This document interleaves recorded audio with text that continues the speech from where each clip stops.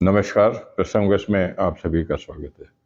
प्रसंगवश में आज बात करेंगे आस्था के सामने हारी प्रशासन की व्यवस्था। साथ ही बात करेंगे ममता कुलकर्णी के इस्तीफे की। बात करेंगे दिल्ली चुनाव की।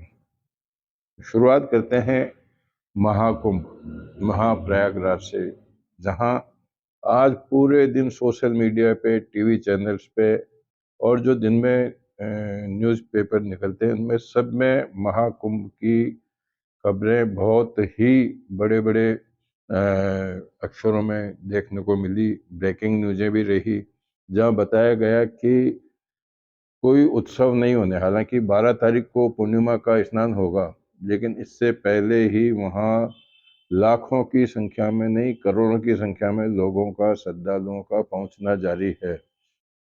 बताया तो यहाँ तक जाता है कि प्रयागराज स्टेशन को बंद कर दिया गया है। असर ऐसा है कि प्रयागराज में प्रवेश करने वाली सभी सीमाओं से 20 से 25 किलोमीटर तक लंबा वाहनों का जाल फैला हुआ है। यह सब कहने को व्यवस्था की बातें हैं, लेकिन इस बात को अगर दूसरे हिसाब से भी देखा जाए तो यह लोगों की आस्था है। तकलीफ पाकर, संकट पाकर, अपने शरीर को कष्ट देकर, भूखे प्यासे रहकर, पैदल चलकर 144 साल के अंतराल में आने वाले महाकुंभ का स्नान करने की उनकी जो श्रद्धा है, वह व्यवस्थाओं के सामने सुदृढ़ नजर आ रही है। नतीजा यह है कि लोगों का आवागमन जारी है। अयोध्या काशी की बात करें, अयोध्या काशी में भी 3-3 किलोमीटर, 4-4 किलोमीटर तक की वहाँ वाहनों की रैली, वाहनों को आवाजाही को रोका हुआ है। रेंगते रेंगते वाहन चल रहे हैं। अयोध्या में तो बताया जाता है कि वहाँ सरकार की तरफ से और मंदिर ट्रस्ट की तरफ से यह भी बताया गया है कि अभी 3-4 दिन तक वहाँ लोग नहीं पहुँचे। लेकिन आस्था है, आस्था सबसे बड़ी है। ठाकुर जिसके साथ में है उसको कौन रोक सकता है। तो ये स्थिति बनी हुई है, लेकिन वहाँ लोगों का लगातार पहुंचना जारी है। लोग पहुंच रहे हैं, बसें भी जा रही है। जिन लोगों ने पैकेज में बुकिंग कराई हुई है वो भी अब इन खबरों का उन पर कोई असर नहीं पड़ रहा। वो चाहते हैं कि नहीं, हम महाकुंभ में, संगम में डुबकी लगाएंगे। राष्ट्रपति द्रौपदी मुर्मू ने भी आज डुबकी लगाई। उन्होंने देश के उत्थान, उन्नति और प्रगति के लिए उन्होंने वहाँ काम की और सूर्य देव भगवान को उन्होंने सूर्य अर्घ भी दिया।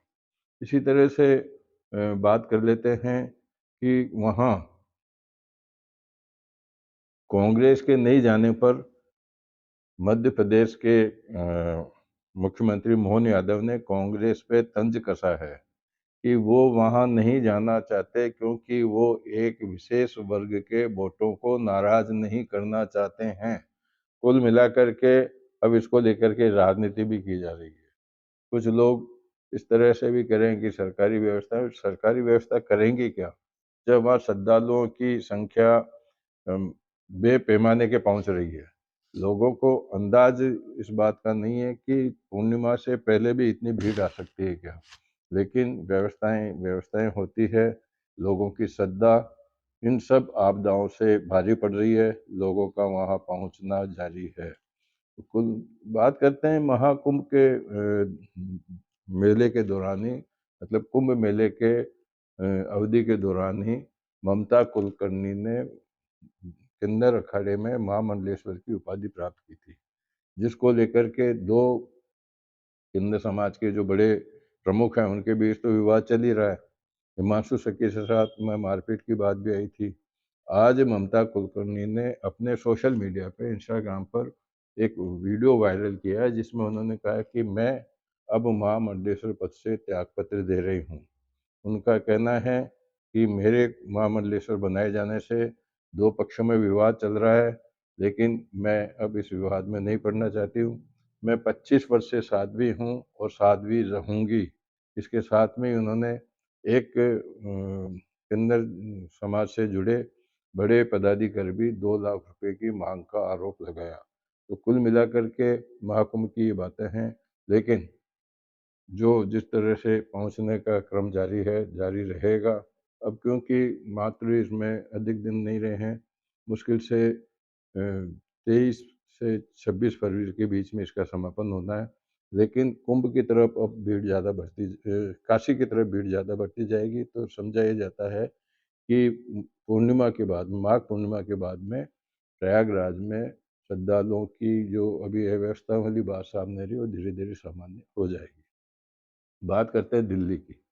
दिल्ली में भाजपा को दिल्ली के मतदाताओं ने पूर्ण रूप से बहुमत दे दिया। बहुमत के बाद में अब सरकार बनने की बात है, लेकिन मुख्यमंत्री कौन होगा, इसको लेकर के अभी अटकलों का बाजार गर्म है। आज जो नई चर्चाएं सामने आ रही है, उसमें यह समझा जा रहा है कि महिला को भी मुख्यमंत्री दिल्ली का बनाया जा सकता है, जिसमें पूनम उपाध्याय, रश्मि गुप्ता आदि का नाम आगे चल रहा है। लेकिन ये सब क्योंकि आज प्रधानमंत्री नरेंद्र मोदी फ्रांस की यात्रा पर निकल गए हैं, तो उनके आगमन के बाद ही इस तरह का कुछ होगा। लेकिन इस बीच में वहाँ शपथ ग्रहण की तैयारियों को लेकर भी अटकलें चल रही है कि किस प्रकार से शपथ ग्रहण होना चाहिए, कहाँ शपथ ग्रहण होना चाहिए, ये सारी व्यवस्था भी अभी चल रही है। लेकिन देखने वाली बात होगी कि अब कब इसका मुख्यमंत्री का शपथ ग्रहण समारोह होगा।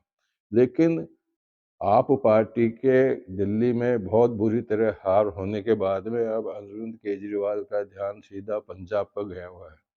कांग्रेस ने दावा किया है कि पंजाब की आप पार्टी के 30 विधायक हमारे संपर्क में हैं।